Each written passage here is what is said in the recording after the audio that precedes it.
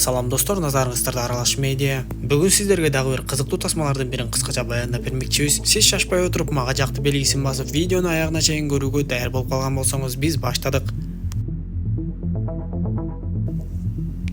Тасманын башында эле Рамона аттуу аял менен таанышабыз. Ал таң атса деле үйүн караңгылатып алып, өлүп калган жолдошунун видеосун көрүп жаткан. Видеодо жолдошу Рамонага өтө сонун түш көргөндүгү жөнүндө айтып берип жаткан эле. Ал Рамонага буюрса биздин курулуш иштерибиз аяктап, шаардан алысыраак жердеги биздин фермабыз дагы даяр болот экен. Анан калса үйүбүз дагы сен каалагандай чоң жана кооз болуп бүтүп калыптыр. Дагы да токтобой аракетибизди кыла берсек, баардыгы сен каалагандай болот деп айтып берип жаткан эле.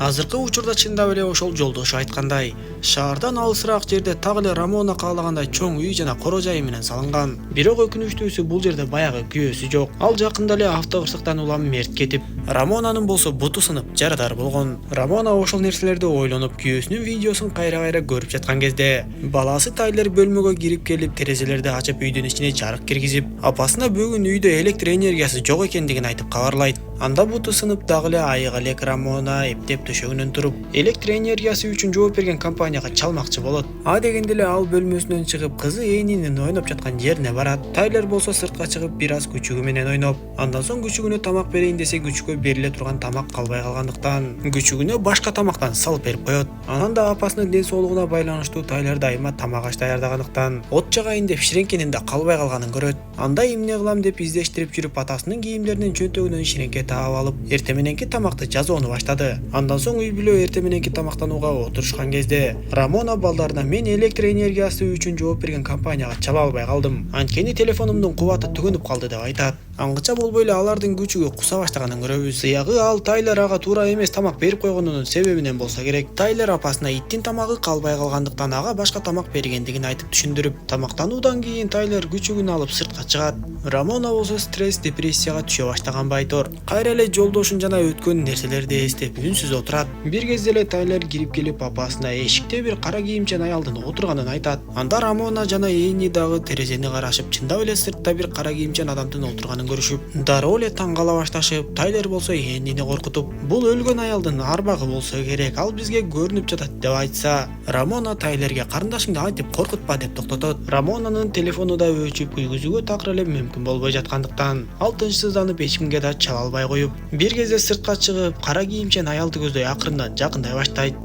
Рамона чоочун аялга жакындап, сиз кимсиз, кайсыл жактан келдиңиз деп сурай баштаганда, чоочун аял дагы Рамонага каршы суроо берип, мен бул жерге кантип келип калдым деп сурайт. Рамона жооп берген чекте эле чоочун аял экинчи суроосун узатып, деги сен өзүң каалаган нерселерден тышкары кечке эле өзүңдүн ойлоруңду таңуулай бербей, башкалардын дагы ойлорун уктуң беле деп сурайт. Анда Рамона берилген суроолорго түшүнө бербей, азыр менин жолдошум келет, бул жерден тезирээк кетип калыңыз десе, кара кийимчен аял Рамонага менин оюмча сенин жолдошуң келбейт, анткени ал өлүп калган. Байкоома караганда тигил жерде автокырсыкка учураган унааң турат. Өзүңдүн бутуң сынып жарадарда болупсуң. Демек жолдошуң автокырсыктан улам көз жумган. Мен бул жерге өзүм келген жокмун. Сен мени бул жака өзүң чакырдың деп айтып, кан болгон колдорун чыгарып көрсөтөт. Анда коркуп кеткен Рамона дароо эле артты көздөй жүгүрүп, кородогу экинчи унааны от алдырайын деп, бирок ал дагы такыр от албай койду. Жок дегенде телефонду кубаттап алайын деп ойлоп, телефону да кубатталбай. Эмне кыларын билбей жатканда кара кийимчен аял болсо, кечке үрүп жаткан күчүктү өзүнүн кандайдыр бир күчтөрү менен эле тынчытып коет. Рамона үйгө киргенде Тайлер андан эмне болуп жатат деп сурап, Рамона болсо балдарга бул аял карлар үйүнөн качып кеткен окшойт. Чалайын деп эч кимге дагы чала албай жатам. Биз ал кеткече үйдөн чыкпай эле отуруп туралычы деп коет.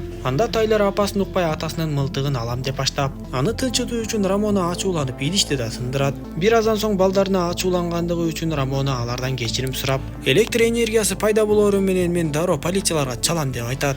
Ошентип бир аз убакыт өткөн соң, үй бүлө жанагы кара кийимчен чоочун аялдын эч билинбестен эле үйгө бир аз жакыныраак жерде пайда болуп калганын көрүшөт. Бирок үйдөгүлөр ар кимиси өз жумуштары менен алектенип отура беришти. Рамона Энинин тамгаларды тетирисинен жазып жатканын көрүп оңдо деп айтат. Андан соң сыртка чыгып күчүгүнүн кайдадыр жоголуп кеткенин байкап, бирок ал жөнүндө балдарына эч нерсе айтпай эле ар нерсени ойлонуп отурса, Тайлер топту алып алып кечке ойной баштайт. Бир кезде тез эле ачууланып кеткен Рамона Тайлердин тобун алып алып, аны сыртка ыргытып Тайлерди урушкан соң, тамгаларды тетири жазып жаткан Энини көрүп, аны дагы кайра урушат. Бир аз убакыт өтүп кайрадан Рамонанын ачуусу тарап, ал кайрадан балдарына ачууланып кеткендиги үчүн кечирим сурап, кызы Энини кучактап жатып эле бир көз ирмемде эле кызын бычак менен сайып салат. Бирок бактыга жараша бул Рамонанын жоң гана галлюцинациясы болуп чыгат. Чынында ал жаздыкты бычак менен сайып салыптыр. Эни болсо бул учурда аркы бөлмөдө идишти сындырып, бутун канатып алат. Анда Рамона кызын жогорку кабатка алып чыгып, анын канаган бутун дарылап бере баштап, Эни болсо апасына атамдын өлүмүнөн кийин сен дагы эле бул үйдө жашагың келеби деп сураса, Рамона кызына билбейм деп жооп берет. Дал ушул учурдан пайдаланган Тайлер унаанын ачкычын алат да сыртка чыгып күчүгүнүн жок экенин көрүп, андан ары барып токтоп турган унааны от алдырганга аракетин кылат. Ал эми жанагы кара кийимчен аял болсо бир көз ирмемде эле анын көз алдында жоголуп кетет. Коркуп кеткен Тайлер айланасын алактап карап, бир кезде көзгүдөн аялдын сөлөкөтү көрүнүп кеткендей болуп, андан соң сыртта жылып бара жаткан көлөкөнү ээрчип жөнөйт. Тайлер сыртка чыга калып кара кийимчен аял экен деп чаап жибергенде, көрсө ал жерге өзүнүн апасы келип калган болот.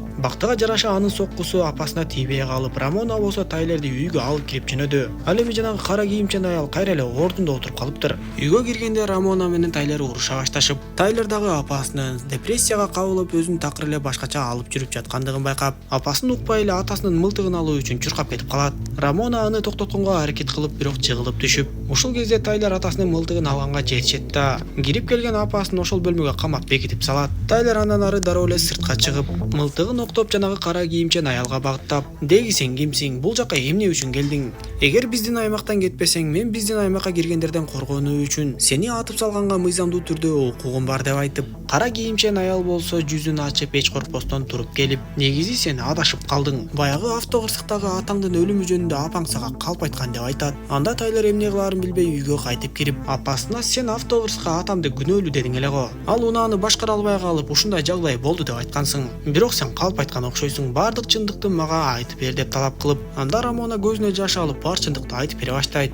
Көрсө Рамона художник болгондуктан чыгармачылык менен алектенгиси келип, мурунку жашаган үйүн жактырбай күйөөсүнө арызданып, дал ушундай жаратылыштын койнунда чоң үйдө жашайлы деп сураныптыр. Жолдошу ага макул болуп бир топ аракетин кылгандан кийин, Рамона каалагандай шаардын чекесиндеги чоң үйдү да жасап чыгышып, бирок бул жерде да ар дайым малчылык, дыйканчылык кылыш керек болгондуктан, Рамона чыгармачылыгына такыр жетишпей, бул жерде да жактырбай жолдошуна башка жака көчүп кетели дей баштайт. Ошол түнү Рамона жолдошу менен бирге ресторанда ошол нерсе жөнүндө сүйлөшүп, бирок жолдошу дагы Рамонага ачууланып, "Биз эмне сенин аяган улам эле ар жерге көчө бермек белек? Же эмне ушунун баарын оңой ойлойсуңбу?" деп уруша кетишип, Рамона дагы ачууланып, үстөлдүн үстүндөгү унаанын ачкычын алып унаага кетип калат.